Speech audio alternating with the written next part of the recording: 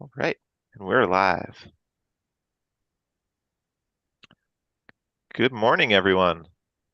As we are setting everything up, I assume we're still trying to get it up onto BackerKit, so give us a moment for that. Yeah. But I'm really excited about today's live stream. We have our artist Terry here joining, who I'll intro in just a moment. Um, but I'm really excited in particular because the art for Prestige has been one of my favorite points and certainly one of the highlights for most people who have played the game. So it's really cool to be able to speak to Terry and get uh, her story and her inspiration and all of that stuff. And then once we're good on the backer kit page, Jack, go ahead and let me know, and we'll just dive into things. Um, We're but good. for those, all right, great, perfect timing. Because I was just about to say, for those joining us, my name is Fritz. I'm the designer of Prestige, the city building game, live now on BackerKit. Um, and I have with me Jack Dunbar, our publisher, Hi. uh, as well as Terry, our artist. Um, Hey, yeah, thanks for joining us, Terry. This has been this going to be a highlight of my weekend, I think. thank you for inviting me. Yeah, of Yeah, course. I Uh, fully agree. I was just telling Terry earlier, I'm like, I'm so proud to own so much of your art. No. Um, but Terry, I actually Yeah. want to start off the stream. You had a question for us. So why don't we start there and then we can dive into to the questions that Fritz has prepared for you. Yeah, of course. So I just repeat my question or Yeah, yeah. yeah. So yeah, like I guess what type of like art like related or like yeah, just creativity related things do you guys like enjoy and like what led you to also to board games in general? Yeah. Yeah, Fritz, do you did I want to get that go right or first? yeah, yeah. yeah. Oh, Um, I'll go ahead and okay. start us off. I think I'll start with the latter half of that question because I think that leads me into the first half. So I was not very familiar with board games up until probably around 5 to 10 years ago. I had played a lot of board games growing up as a kid, like Monopoly and whatnot, but I didn't really get into the hobby of kind of modern board games until I had moved in with a good friend of mine. My housemate had owned 1,200 different games, and that just Wow. kind of opened up my mind. It was just like walls of games all over the place. That was actually one of our past live stream guests, Andrew San Nicholas from Kingdom Causes Bellflower, who is our charity partner for this project. So when I moved in, my mind was just kind of open to what board games could be. And when you're just surrounded by board games all the time, of course, you play them all the time. So it kind Nice. of started making my brain tick. I always love tinkering with things. It's the engineer in me. For those who don't know, I do engineering for my day job. So when I started to see all these pieces come together, it was kind of like a puzzle, and I just started making my own. And then the closest that I ever came to probably a physical form of art was actually woodworking. And the first game I ever made, I had no real intention of like diving into board games as a hobby, but I had this very elaborate plan for proposing to my wife, which involved creating this box with all these moving parts. And I had decided that I wanted to find a practice run of how can I like practice woodworking in order to make this big elaborate wooden box. And so I decided for my housemate at the time, Andrew San Nick, and his wife Amanda, that I would make this wooden board game, and I like created all the rules. My father did all of the art, so he's an artist himself, and that actually gets into why I go by Fritz. But that's a story for another time. But we created No. this big wooden box that contained a board game with all of its little intricate pieces, and that was just kind of the practice run for the big box that I built for proposing to my wife, which had nothing to do with board games, but everything to do with woodworking. And once as I kind of got got hooked onto tinkering with rules and creating my own board game. I just couldn't stop. So every so now and again, I will just have a new idea pop into my brain, and I'm like, oh, this is cool. I'm gonna tinker with this for a while, which is how Prestige kind of came to be. Yeah. Yeah, So that's that's fantastic. kind of the closest I got to art. I know art is a very broad term, but yeah, the woodworking I think is the closest I've ever been to developing my own art. Uh, but yeah, Yeah, that's fantastic. Especially thanks. the proposal. That's amazing. Thank you. It was a lot of work, but I'm very happy with the way it turned out. We did get married, so it worked well. Yeah. Yeah. That's beautiful. Nice. Yeah. Well, uh I don't know. I've always been involved. I've always been interested in creative things.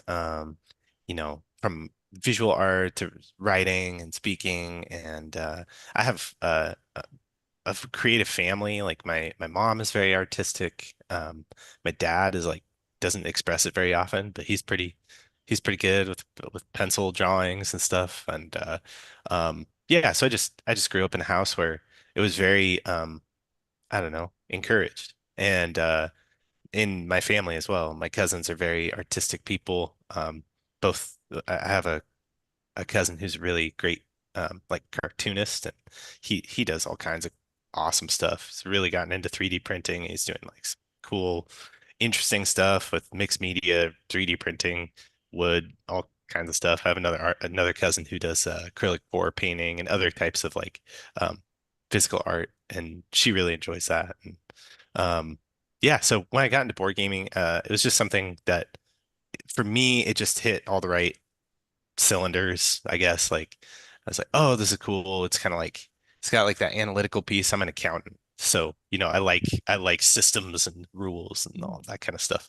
But I also am kind of um like free unconstrained thinker, I guess. So I like to push and pull on those systems, and board game design is just a great place to like step into that. And this has been an interesting project for me because for me as a publisher, my favorite part of the board game design process is the art direction, the interplay with the artist, the interactions, the every time I get a notice from an artist, like, oh, here's progress on this art piece, it's like instant flood of like dopamine and good feelings. It's just like, oh, cool. And it never quite looks like you thought it might. And usually in a really like delightful way where you're like, whoa, cool idea. Uh, didn't think that, but like I love that you thought that. And um, yeah. So Terry, like this game, the art was already done. That already been done prior to me Mm. stepping in to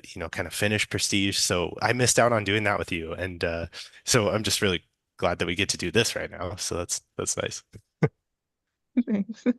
And yeah, it's so great to have. It must be like really nice to just like have like almost like every like genre of art surrounding you, like from painting, poetry, like all of that. And this sounds amazing. And Yeah. uh, Yeah, it's cool. The board game design, y- it really integrates a lot of things, creative mm, writing, art, visual art. Yeah, yeah. Fritz, what questions do we have for Terry this morning? Yeah. So to start us off, I just kind of wanted to to know your story a little bit, Terry. First off, I wanted to know what got you into art in the first place. um, feels hard to answer. Like I feel like a lot of like things like It was converged. just It's always like destined to be. I don't know. Like I think just like as a kid, like Hmm. I liked reading like some like graphic novels like a little bit, and what drew me into like the novels was like how like the characters were drawn. Like I would like trace over characters and like try like study clothing at even as like a kindergartner and stuff like that. And I feel like it was just like always like there. Like I was always like interested in like the art world, I think. That's And awesome. Yeah. So was there a point when you knew that professionally you wanted to follow art? Um, or was it more of a gradual uh, thing that just kind of popped into your head and you just started down a path? Uh, yeah, I would say it's it was like slightly like more gradual. Like over time, I would be like more exposed to like artists that like older artists that like were doing they were doing paintings or like paintings or they're working in animation in particular.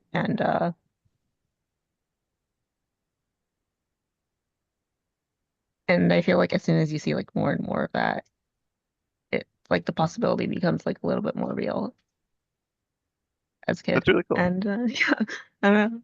I don't know. Yeah, sorry. Like I'm like pretty shy when it comes to these things, but like Oh, yeah. no worries.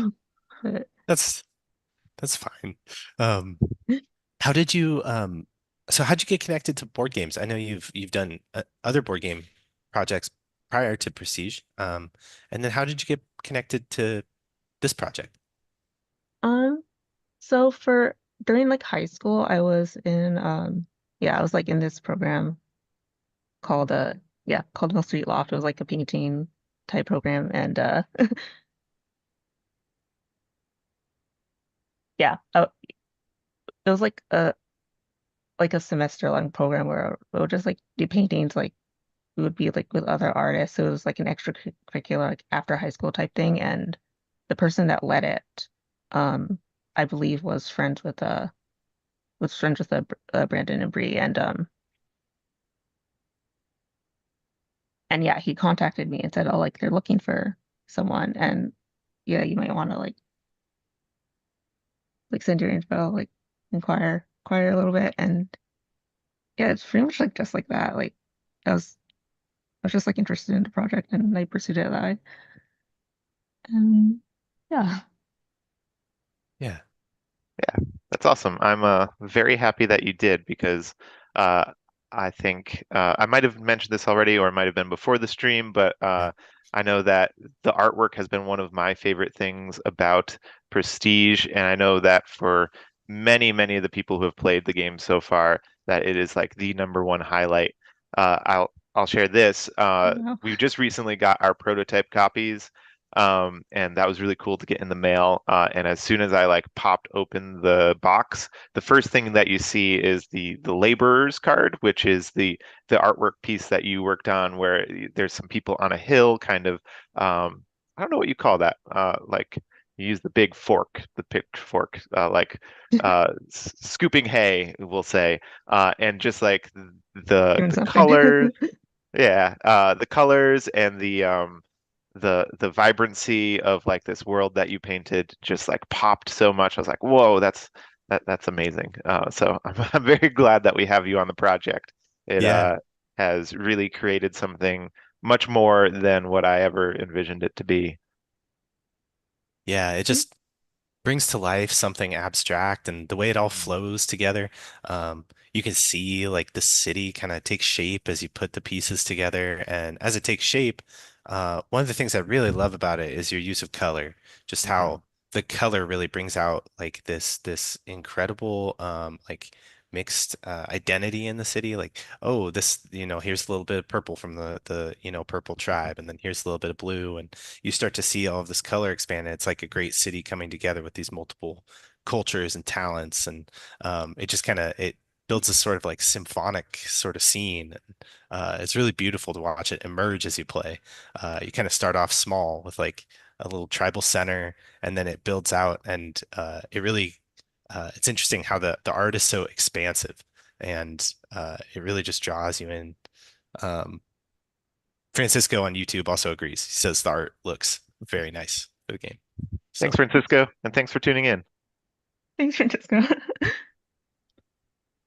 So throughout the I think process, so. I know that like one of my favorite things was when we got the progress pieces from you. So Mhm. we could see it coming from you had like line sketches, and then you added a little bit of color, and then like you gave us time to like comment, and things would move around, and then like the next stage would be the final piece. Where like all of the things just started to pop, so it was really cool to see the whole process of the art coming together. One thing I wanted to ask you was, what was the biggest challenge for this project as you were putting all these wonderful pieces together for us? Mhm. Oh, yeah, I would say that. No, there are like a lot of like small challenges during the Mhm. process. I'm not sure like what the biggest one, but like Sure. I guess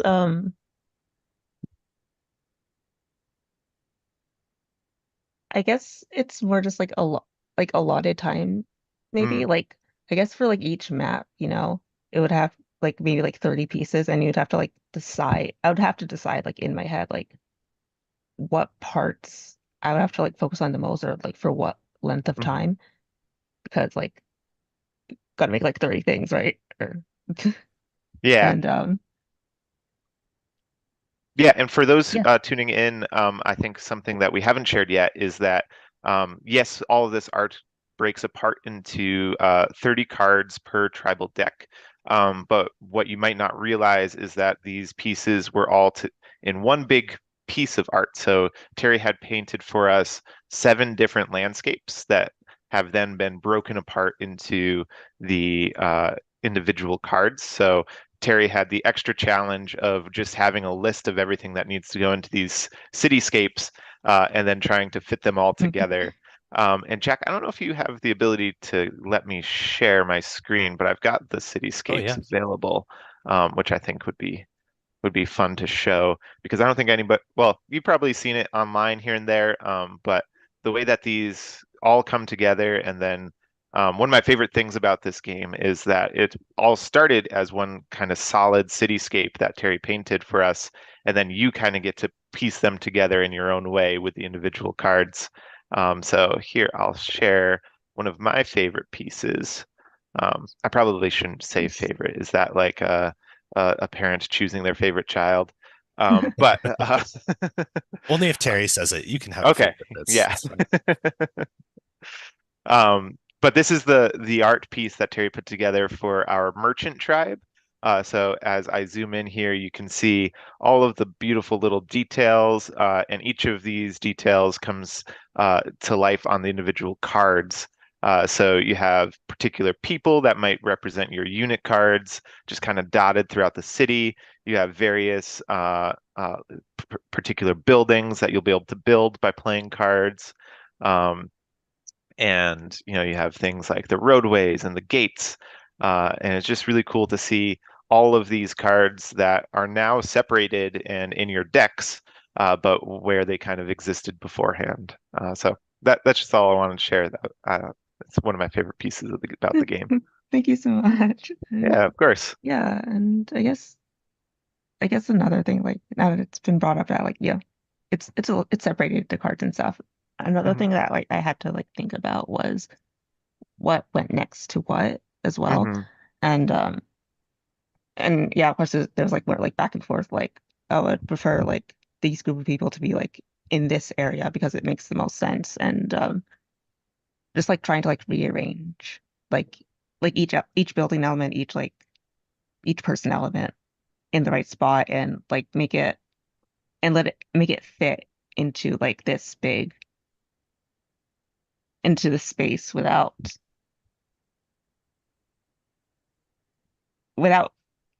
or to make it at least as cohesive as I could make it was also Mhm. was Yeah. also a tiny bit of a challenge, but like I've just Yeah. tried to like prepare for that by like labeling things as early as Mhm. I could and, Yeah. and just like shuffling things. Yeah. Terry, I'm curious because I know like I've seen Fritz's writing for Prestige.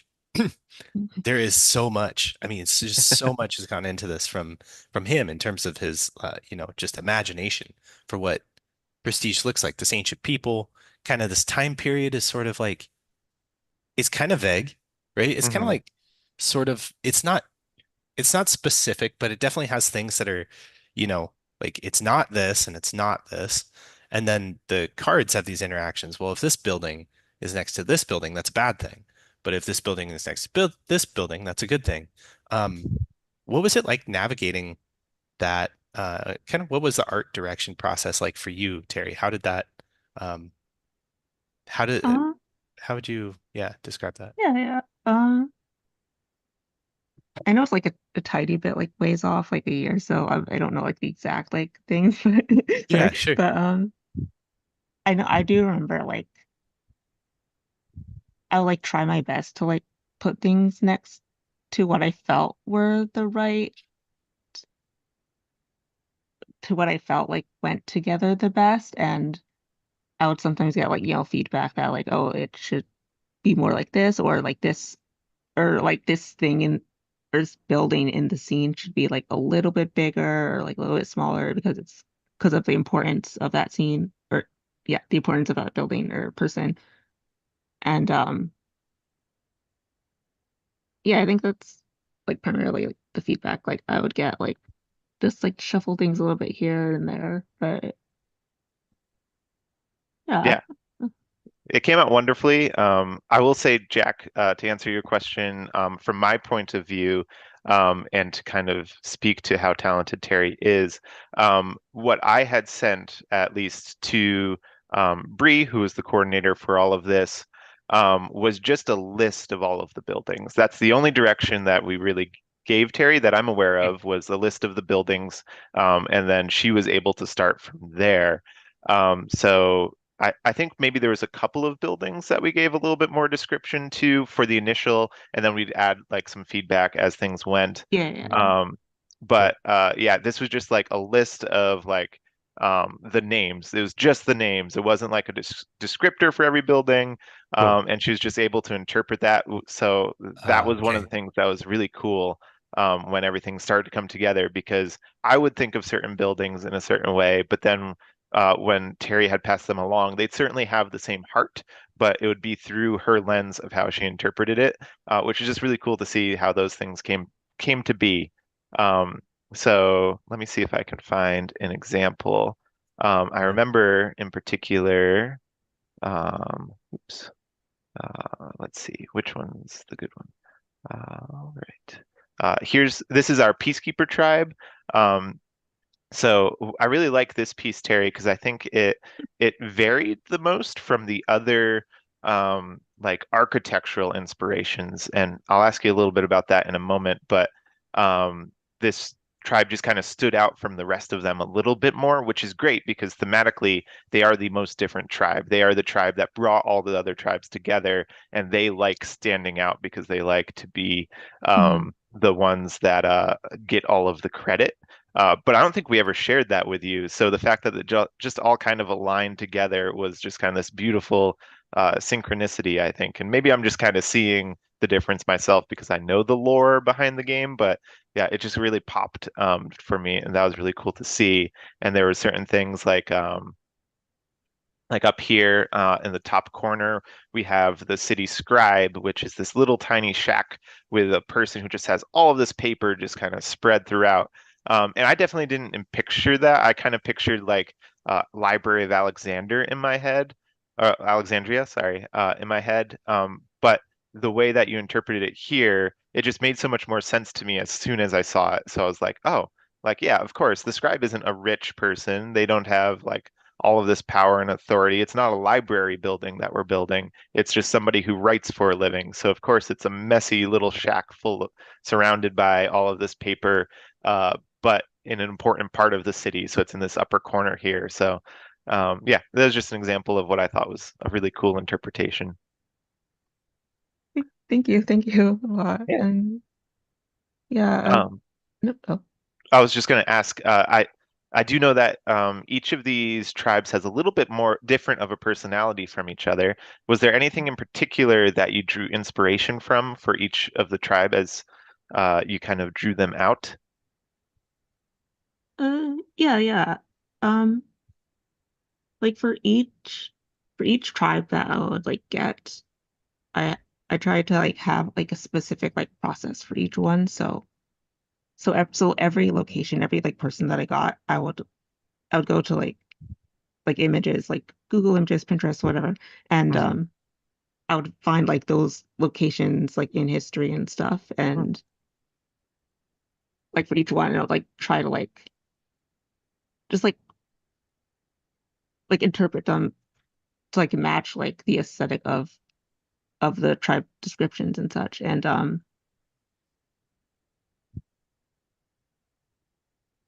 yeah, I don't know, like my inspiration was just like looking at references and just like seeing like what I could come up with like based off of said references, perhaps. Cool. I like that because that's the same thing I did when creating like the mechanics behind the cards. So it's all very cohesive in that we had the same process, and it kind of stands out when you play the Yeah, game, yeah. I think. Thanks. Terry, I have a question that's somewhat related. YouTube viewers asking about the isometric style and Mhm. what sort of informed your style? How did you land on it? Yeah, Yeah, if you could yeah. speak. I think towards like the very beginning, when I was like trying to like figure out like the how the cards were going to look like, I think again, this is a long time ago, so I'm like, yeah. Um, like before I was like trying to like maybe like just do like 30 like individual like cards, like 30 like individual illustrations, but I think I got like more feedback to like try to like put it on the same page. And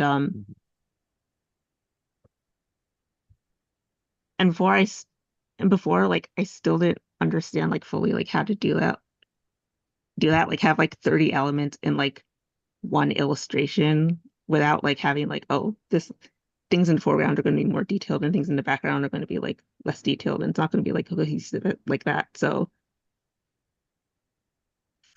and then I was like, oh wait, I could just like do like isometric because then they'll be like the same size and everything. So I just like tried to like test that out, yeah, I pretty much leaned into that for the entire project, I guess. Yeah, I think it was incredibly wise because it really answers that question that you just kind of brought up, which is how do you have all of these cards that will have just a piece of the picture be the same level of detail if you have like one big picture. So the isometric really fixes that foreground background issue, and I thought it was brilliant when I first saw it. I also would say that you kind of brought this up too, but the like placement of everything, I do not envy that job that you had because as we've talked about, these are broken up into various cards, and so that means that you can't have things that are overlapping too much. Mhm. Um, because if you block something with another building, that becomes an issue because that card no longer has a picture that you can rely on. But at the same time, if they're too separated out, if they're too individual, it doesn't look like a cityscape Yeah, yeah. like this does. So yeah, I don't envy that challenge that you had to face, but yeah, I thought it came out really well. Thank you. Thank you. Yeah, I'll bring up just to keep adding the variety to things. I'll bring up another Nice. uh, art piece.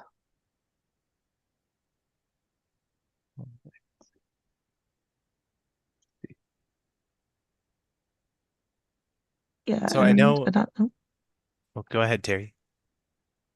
you can go first. It's fine. No, no. Oh, Love to hear your thoughts. yeah, I guess another like important like aspect was the like the main like thematic colors of Hmm. each tribe, which was listed in the briefing and everything, and that was like interesting to like tackle, like just like to have like each tribe like have its own like color like identity, as well as as well as its other aspects and stuff. And I think later on, like I had like a lot easier time with it, but like I think early on, I was like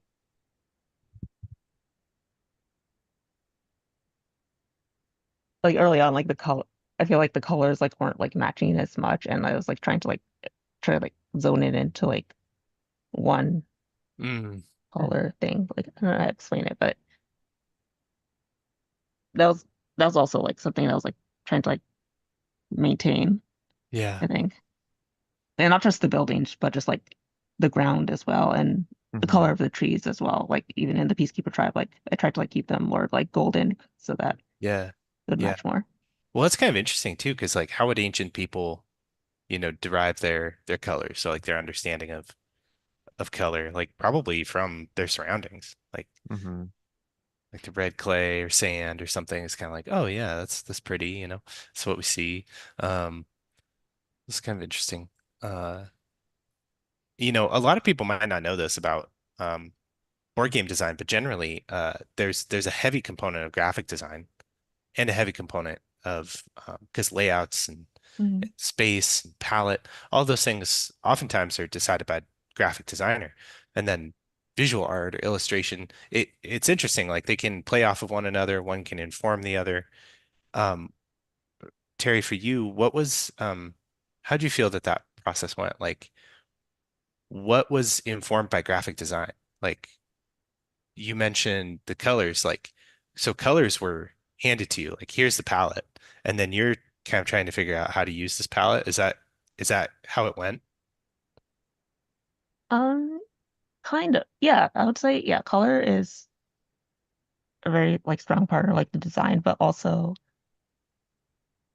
and this plays into color, I would say like the value and stuff, like having like like even here like these buildings like specifically like having like darker roofs versus like another one having like more like beige roofs.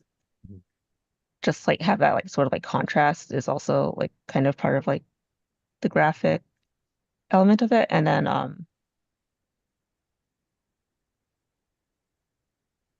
then I guess this is more like across the board, just like having like similar like shapes and such.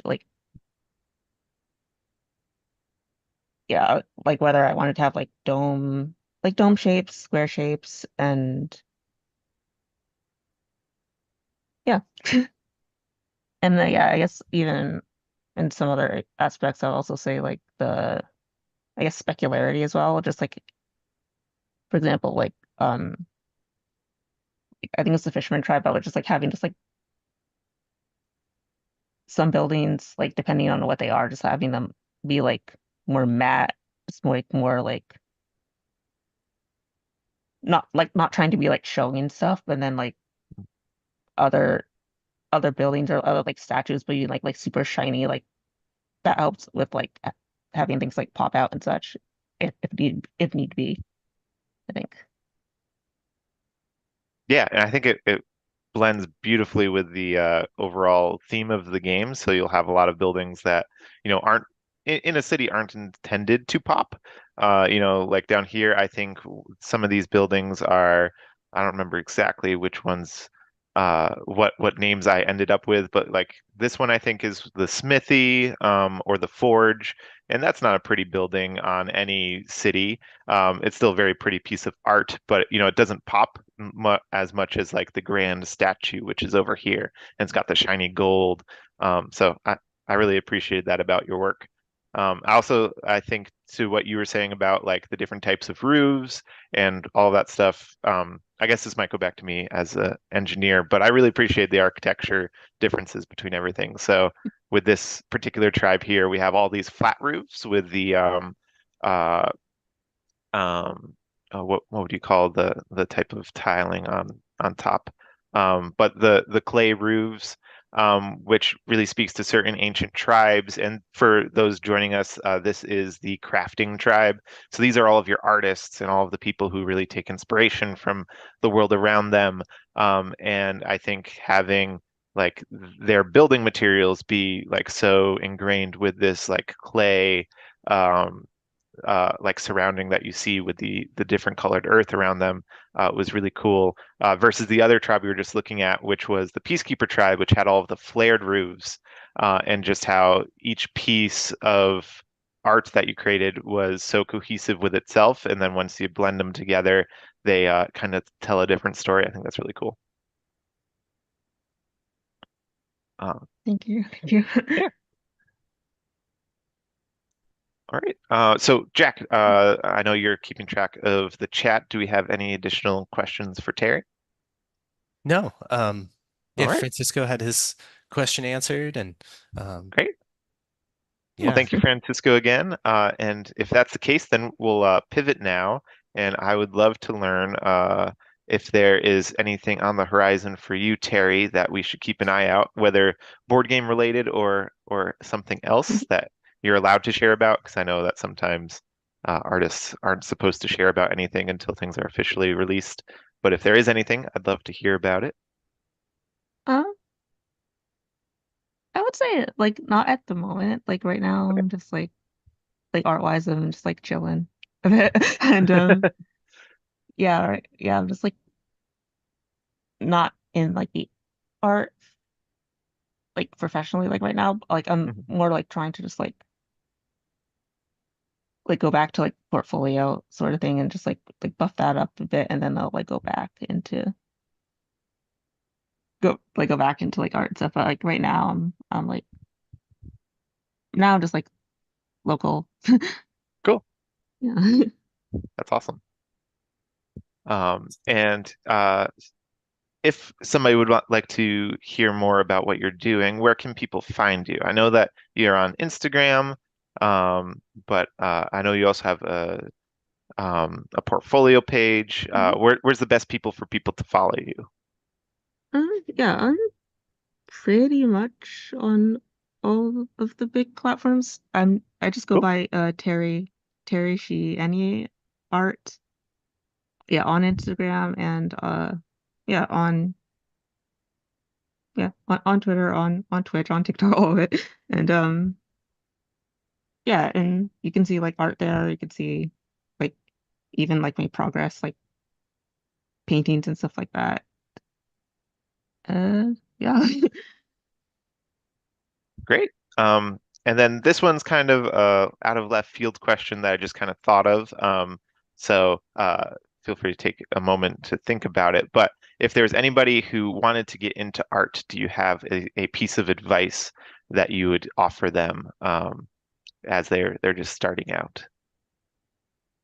I would say practice like as much as you can, but like and just like observe like the world around you. I'd say like everything around you just like works in like very like different ways, and that's like super like interesting, and like from like just like shapes and just like how like things work, how lighting works, and just like looking at the world, even in your bedroom or even just like taking a walk, it's like all like really like fascinating if we just like take the time to like just meditate on how everything looks, I think. And I guess like my other piece of advice is that there's like in 2024 there's like a lot of online resources, like a lot. And if you have like a question about anything, like you could search it and be put on the right path, I think. Great. Thanks. very All great cool. advice. Yeah, Terry, thank you so much for joining us. Thank you for doing the art for this amazing Thank game, you for having and me. yeah, thank you for making beautiful art. It's good for everybody. So really definitely. appreciate your contribution, not just to this game, but to the world. Thank you. You. Well wishes for everything, Thanks. all your Uh, future projects and everything. a quick shout out. I'm wearing one of my favorite shirts here. I don't know if you can see it on screen, but it is a Mimic cable car. It is a particular that's a very nerdy thing for me to say, and very particular, but it is for Dogpatch Games here in San Francisco. And I just want to share with the world that if you're in San Francisco, there are official copies of Prestige as of last night that are sitting in Dogpatch Games game library. So go play, and I hope to hear what you have to say about it. And hopefully, we'll get them after the campaign into game libraries all around the world. So I just wanted to give that shout out and let people know. Thanks again for joining us, Terry, and thanks for hosting us, Jack. Thank you for having me again. Yeah, absolutely. Thank you, Terry. All right, I'm going to end the stream now. Thank you for those watching at home, and we look forward to keeping up with you through the rest of the campaign.